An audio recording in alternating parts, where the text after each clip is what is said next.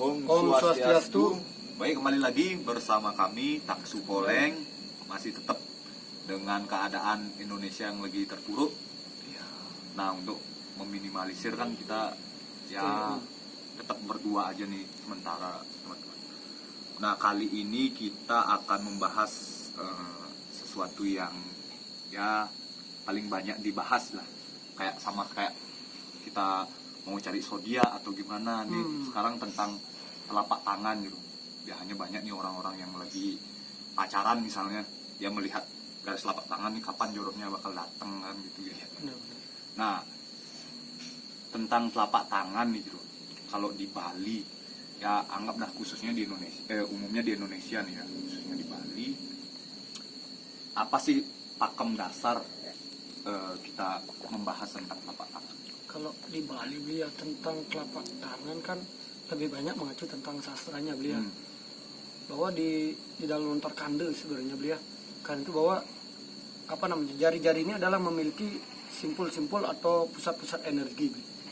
Iya. Kalau di Bali, di sini memiliki yang disebut dengan dasar aksara kalau kita di Bali.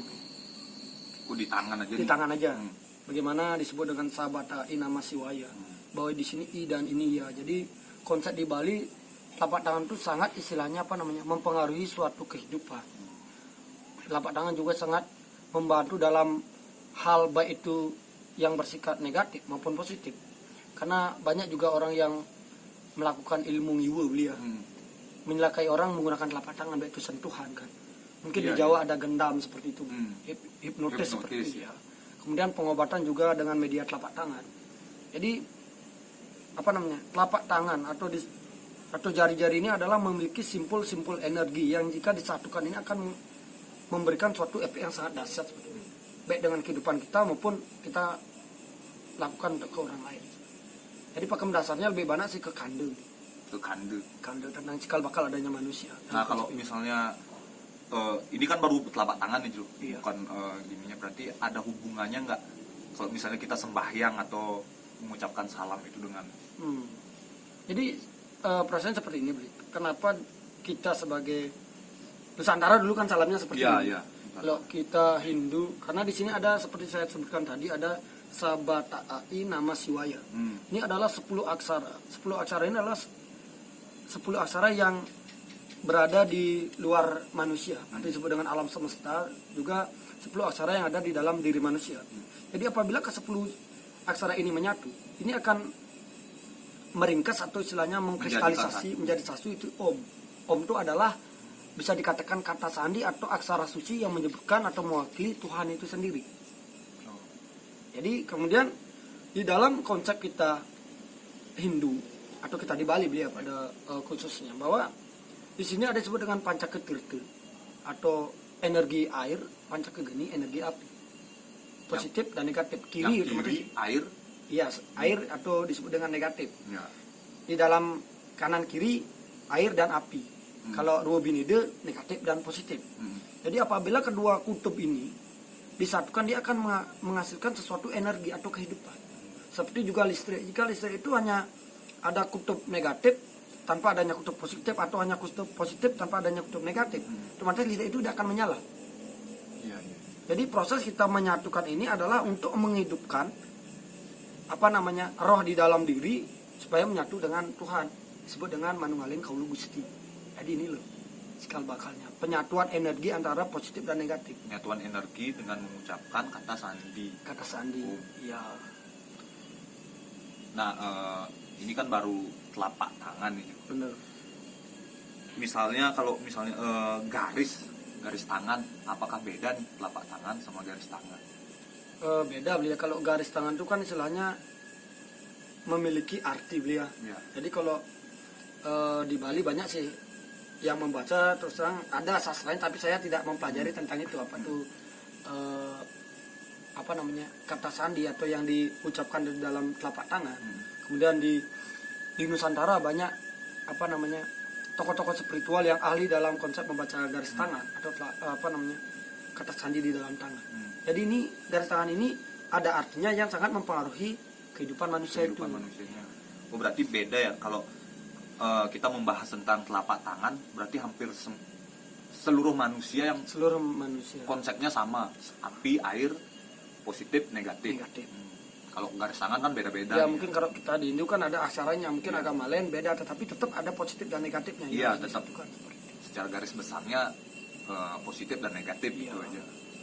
Nah, Jero tadi kan menjelaskan bagaimana kita melakukan upacara sembahyang seperti Iya. itu dengan mencakupkan telapak tangan karena ada Salam, energi iya. di sini kan. Nah, banyak nih misalnya kita kayak waktu ini kita di video di Ocean Blue dulu, kita merasakan energi kan. Iya, iya, iya. Jero kan nyuruh tangan kita yang merasakan dengan Benar, menyentuhkan benar. seperti ini. Berarti apakah ada kelebihan di apa aja yang bisa kita lakukan dengan telapak tangan? Nah, jadi gini, bahwa telapak tangan itu seperti saya katakan dia adalah memiliki simpul-simpul energi yang sangat banyak beliau. Jadi di sini memiliki jutaan titik-titik energi. Kemudian dari telapak tangan ini kita bisa mengeluarkan baik itu angin, baik itu api dan baik itu air. Telapak tangan bisa kita untuk mentransfer energi atau menarik energi. Karena istilahnya Bisa dibilang nih kayak kalau di HP lu nih seperti kabelnya USB-nya yang seperti mengkonekkan kabel semua benar, gitu. benar. Bahwa kita buktikan seperti dikatakan di HP. Dengan kita menyentuh touchscreen dengan tangan, otomatis api itu kan bergeser. Itu membuktikan bahwa ada energi di ujung-ujung tangan kita. Ya. Kemudian setiap manusia, ada jutaan mungkin miliaran manusia di dunia ini, tidak ada satupun yang memiliki sidik jari yang sama. Jadi begitu rumitnya sidik jari itu, tidak ada satupun yang sama. Sebenarnya. Ya, ini mengakibatkan bahwa setiap orang itu memiliki keahlian atau kekurangan tersendiri. Biarpun lahir dari orang tua yang sama, Iya. sama, tetap. Bahkan orang kembar pun lahir yang berbarengan tidak akan memiliki sidik jari yang sama. Jadi lo bahwa sidik jari ini adalah memiliki simpul-simpul energi. Bagaimana kita menggunakannya sekarang beliau. Kita menggunakan, ya kita bahas sekarang adalah bagaimana cara menggunakan kekuatan di balik telapak tangan kita ini untuk menolong orang. Ya janganlah istilahnya hal positif lah. kalau takutnya nanti kita bahas bagaimana cara ke negatif nanti disalahgunakan beliau. Ya artinya gini Jero, telapak tangan ini bisa ranahnya bisa kemana aja nih ya, bisa ke hal negatif, bisa ke hal positif. Nah untuk sekarang mending kita bahas ke positifnya aja ya. Tergantung sekarang oknum untuk Ya tergantung orangnya itu karena sendiri. itulah bahwa Tuhan tuh menciptakan sesuatu tergantung manusianya digunakan untuk apa. Kalau seandainya kiri itu negatif, otomatis Tuhan tidak akan menciptakan. Iya. Jadi ini adalah sesuatu yang harus berbarengan. Jika disatukan akan menghasilkan suatu kekuatan. Jadinya seperti ini, Bro. Seperti saya katakan tadi bahwa telapak tangan ini bisa mengantarkan energi atau bahkan menarik energi. Contoh sekarang kita memiliki anak yang sakit. Jadi bagaimana anak ini kan panas. Bagaimana cara kita mentransfer energi dingin supaya suhu panas dalam tubuhnya itu mengurang atau menurun. Atau bahkan kita menarik. Bisa itu bisa kita menggunakan. Jadi di sini satu kita bisa menggunakan mantra. Kalau konsep kita di agama Hindu itu berkutat di dalam kandu dia, dalam konsep ritual.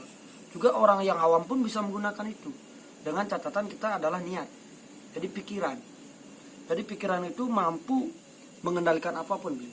Bahwa karena mantra itu hanyalah sebagai alat penghubung. Mantra itu alat penghubung. Hanya alat penghubung, tetapi yang menjadi titik kekuatan itu adalah pikiran. Contoh orang yang bisu, dia tidak bisa mengucapkan mantra, tapi jika dia mau belajar dengan baik, maka dia akan mampu melakukan sesuatu yang lebih dasar daripada orang yang normal seperti itu. Sama kayak berdoa, bisa berdoa dalam hati. Ya, seperti itu. Diucapkan. Intinya kan di dalam pikiran. Jadi contohnya seperti ini, jika kita memiliki anak yang sakit, kita konsentrasikan, kita yakini. Intinya proses dalam konsep spiritual adalah keyakinan. Ya. Jadi apapun spiritual itu, sehebat apapun, contoh beli memiliki pusaka yang memang hebat, tetapi beli tidak yakin menggunakan, otomatis pusaka itu tidak akan berguna. Singmangan kalau bahasa palingnya. Jadi bagaimana kita meyakini kekuatan kita atas izin Tuhan. Karena di dalam manusia itu memiliki saudara yang sama, sedulur papat lima pancer. Kalau di Bali kandem 4 pancasana. Jadi bagaimana kita memohon kepada Tuhan seperti itu beli. Kemudian kita mentransfer energi atau kita menarik energi supaya mengakibatkan orang yang sakit ini bisa sembuh. Jadi ini bisa dilakukan seperti ini. Nah, menarik nih Jero. Bagaimana nih proses dari mantra terus kita mengalirkan nih melalui tangan. Nah, kayak waktu ini kan di video sebelumnya waktu kita digigit itu kan, Ya, nah Jero pernah nih melakukan yang kesurupan itu teman-teman. Mungkin nanti teman-teman yang belum menonton di tikungan 12. ya tikungan 12 digigit. Nah di situ nih Jero Panca nih pernah melakukan kayak nginiin orang yang kerangsukan tuh ya, lagi trans. Nah dia mengeluarkan energi itu kayak di tangannya itu keluar asap nih teman-teman. Nah berarti itu adalah sebuah proses Ada energi. Sama jangan disangalangi, diselat kita bagaimana membuka mata batin menggunakan tangan. Jadi dalam konsep kita istilahnya menarik dulu napas. Menarik napas itu dari hidung. Dari hidung kemudian kita simpan di jantung. Kenapa itu disimpan di jantung? Karena jantung ini adalah merupakan, kalau bahasa Balinya urip, atau istilahnya atma, atau sesuatu yang membuat sesuatu orang hidup. Jadi jantung yang membuat energi itu hidup. Jadi napas itu kita tarik dari lubang hidung, kemudian kita simpan di jantung. Setelah itu kita ucapkan mantra, baik itu mantra yang kita tahu atau istilahnya menggunakan mantra yang bahasa Indonesia atau bahasa yang kita sering gunakan. Yang penting kita tahu arti mantra itu. Kita berdoa, tarik dari hidung, simpan di jantung, kita berdoa. Kemudian kita bayangkan angin dari jantung itu mengalir mengikuti pembuluh darah yang ada di tangan ini, kemudian kita keluarkan dari telapak tangan. Jadi kita bisa mantranya kita transfer lewat ini seperti itu. Jadi energinya yang keluar. Kalau konsep di Bali kan bisa lewat mata, makanya ada istilahnya mandreng. Lewat dari jarak jauh, hanya tatapan mata bisa menjatuhkan musuh atau bahkan mengobati dengan tatapan mata. Berarti selain telapak tangan, di mana-mana aja yang indera kita yang bisa memproses itu. Semua indera itu bisa beli, tetapi yang paling banyak mengandung istilahnya energi itu ada di tangan. Kenapa? Karena kalau di mulut atau di lidah itu, kalau konsep di Bali Kande itu ada Sanyang Brahma, kemudian mata ada. Tetapi kalau di telapak tangan ini semua unsur dasar aksara itu ada. Sabatai nama Siwaya itu semua pula ada di sini. Jadi kita lebih gampang mentransfer energi itu lewat telapak tangan. Nah, ini maaf teman-teman, kalau misalnya nih ada orang yang misalnya dia nggak lengkap gitulah, anggap ya cacat gitu, dianggap di salah satu jari atau gimana atau tangan, apakah masih bisa untuk melakukan menggunakan spiritual ya, secara maksimal. itu secara maksimal? Jadi kalau menurut saya dan juga sastra itu bisa beli. Kenapa? Karena seperti saya katakan tadi bahwa ujung-ujung jari atau telapak tangan ini hanyalah sebagai istilahnya sumbu atau tempat keluarnya energi dia. Kemudian tetapi selain di sini contoh nih sabatai, salah satu hilang, contoh kelingking hilang, berarti aksara sa tidak ada di dalam jari. Tetapi sa itu juga ada di dalam jantung atau pepusuhan. Kemudian kita bisa mentransfer itu lewat pikiran. Ya tidak akan mengurangi makna kita untuk mencari ide Sanyang Widi atau mencari Tuhan itu sendiri. Baik itu kita tanpa tangan, tanpa kaki. Yang penting kita memiliki niat dan pikiran yang untuk mendekatkan diri. Iya. Jadi nggak masalah nih. Ya, karena istilahnya badan ini hanyalah badan kasar yang sebagai perantara aja. Nah, teman-teman selain tadi yang Beli Jero paparkan mengenai telapak tangan ini banyak dari bisa mengalirkan energi, bagaimana kita prosesnya kita sembahyang seperti mencakupkan tangan seperti ini, salam seperti itu. Ternyata ada sebuah unsur yang digabungkan yang memiliki arti juga gitu ya. Itulah di luar daripada konsep kita agama Hindu. Intinya bahwa ini adalah penyatuan antara dua kutub atau dua energi. Jika disatukan ini akan menghasilkan sesuatu yang dahsyat. Jadi tidak selalu dengan sastra. Kebetulan kita bahas dari Hindu yang itu sastra. Kalau agama lain sama juga gunanya untuk menyatukan kedua energi seperti itu. Nah, teman-teman kira-kira mungkin nanti sekian dulu yang kita bahas ya. Karena nanti teman-teman ada yang mungkin ditanyakan lagi mengenai bagaimana rahasia telapak tangan ini bisa digunakan ke hal yang positif, ke hal yang negatif. Cuma kita ranahnya sih ke positif aja, karena kita itu lebih berusaha baik. benar. Tujuan kita adalah membantu orang seperti itu kan, lebih positif lah. Karena istilahnya apa namanya, suatu dasar kita dalam konsep hidup bahwa sebanyak-banyak kita menyakiti orang itu hasilnya akan jelek, tapi sedikit-dikitnya kita menolong orang itu hasilnya akan baik. Iya. Lebih banyaklah kita menolong seperti Ya, lebih banyak kita menolong. mungkin itu aja teman-teman yang bisa kali ini kami bahas tentang bagaimana itu rahasia telapak tangan dan bagaimana menggunakan telapak tangan, kenapa Tuhan memberikan kita 10 tangan seperti itu, tidak menjadi 11 atau tidak ada 9 seperti itu ya. Kan ada tujuan di balik hal itu. Jadi mungkin itu aja teman-teman. Jika teman-teman memiliki pertanyaan seputar tentang telapak tangan, kami akan berusaha menjawab semaksimal kami, semampu kami, sebisa kami. Kalau masalah garis tangan, mohon maaf, saya bukan ahlinya di bidang itu, jadi saya tidak mau istilahnya mencampuri yang bukan ranah saya, supaya tidak mengada-ngada seperti itu teman-teman.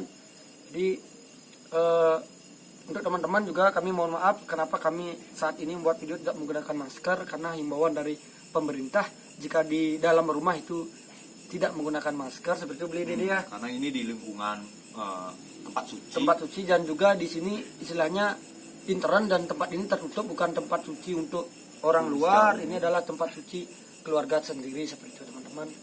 Jadi untuk teman-teman sekali lagi mohon doanya bagi kita semua, semoga bumi ini kembali normal dan kita kembali bisa Sama-sama berdoa. beraktivitas, sehingga kami dari tim Taksi Poleng bisa memberikan atau mempersembahkan video di luar di luar rumah lagi ya, ekspedisi di luar. Mungkin itu aja teman-teman. Mudah-mudahan bisa keluar kabupaten juga ya, Iya, karena aman. mohon doanya.